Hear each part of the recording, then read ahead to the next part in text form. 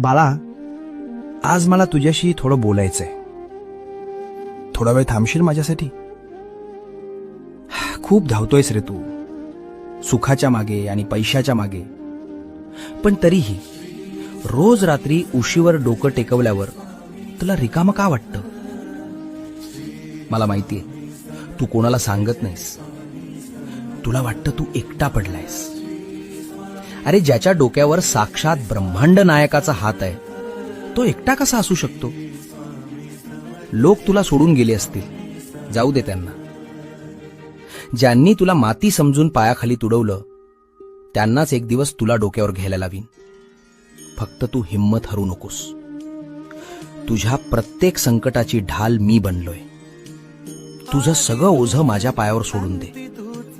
भिवू नकोस. मी, होय मी, तुझ्या पाठीशी